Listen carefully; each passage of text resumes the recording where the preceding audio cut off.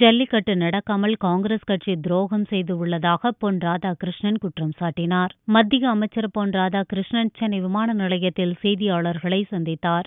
அப்போது மத்தியில் காங்கிரஸ் ஆட்சி இருந்தபோது காளைகளை காட்சி பட்டியலில் இணைத்து ஜல்லிக்கட்டு நடக்காமல் துரோகம் செய்துவிட்டதாகவும், தற்போது திமுக நடத்த இருக்கும் போராட்டத்தில் பங்கேற்கும் காங்கிரஸ் இதற்கு பகிரங்க மன்னிப்பு கேட்க வேண்டும் என்றும் கூறினார். மேலும் பார்லிமெண்டில் காங்கிரஸ் இதுவரை ஜல்லிக்கட்டுக்கு குரல் எழுப்பவில்லை என்று கூறிய பொன் ராதாகிருஷ்ணன், பொங்கல் வரும்போது மட்டும் போராட்டம் என்பது ஏற்கக்கூடியதல்ல என்றார். தமிழ்நாடு காங்கிரஸ் கட்சியினுடைய தலைவர் மரியாதைக்குரிய அண்ணன் திருநாவுக்கரசர் அவர்கள் ஒரு அறிக்கை வெளியிட்டிருக்கின்றார்கள். அதிலே 2011 ஜூலை மாதம் 11ஆம் தேதி மத்திய சுற்றுச்சூழல் மற்றும் வனத்துறை அமைச்சகம் காட்சி பொருளாக பயன்படுத்தக்கூடாத பிராணிகள் பட்டியலில் காளையை சேர்த்தனர். ரொம்ப தெளிவாக சொல்லியிருக்கிறாரு.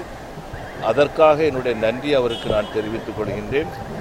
அப்போ எந்த கட்சியினுடைய ஆட்சி இருந்தது, ஏன் அவர்கள் காளையை அந்த பட்டியலில் சேர்த்தார்கள், இதற்கான விளக்கங்கள் முதலில் அவர்கள் கொடுத்தாக வேண்டும்.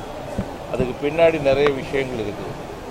ஆனால் இவர்கள் ஏற்படுத்தி வைத்த சிக்கல்களின் காரணமாக தமிழ் சமுதாயத்திற்கு காங்கிரஸ் அரசாங்கம் செய்த துரோகத்தின் காரணமாக இன்னைக்கு ஜல்லிக்கட்டு 2 ஆண்டுகளாக நடத்த முடியாமல் இருக்கு.